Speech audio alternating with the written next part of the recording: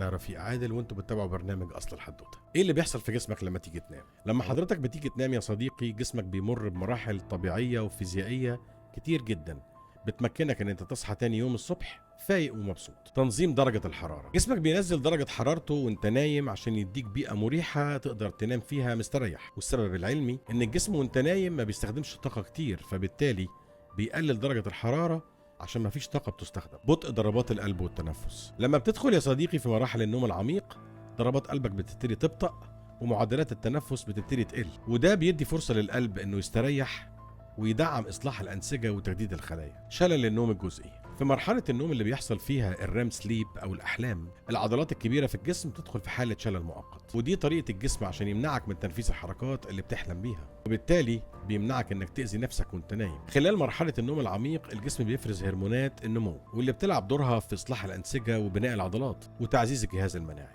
وده مهم جدا للاطفال في مرحلة النمو وللبالغين. تنظيم الذكريات والعواطف، العقل هنا بيشتغل زي الكمبيوتر بالظبط، بيعمل سيف او بيخزن كل حاجة حصلت على مدار اليوم. الذكريات بتترتب وبيتم تثبيت المعلومات اللي اتعلمتها في خلال اليوم، وده بيخلي ذهنك صافي ويخليك مركز لما تصحى من النوم. الكنس الدماغي او تنظيف المخ من السموم، خلال نومك يا صديقي في عملية اسمها الكنس الدماغي، ودي بتحصل عن طريق السائل الدماغي الشوكي اللي بينظف المخ من كل السموم اللي تعرض لها في خلال اليوم. دي كانت بعض الظواهر اللي بتحصل لجسمك يا صديقي وانت نايم واحنا ما نعرفهاش. كنت معاكم رفيق عادل في اصل الحدوته، واستنونا في حواديت جايه كتير. اشوفكم على خير.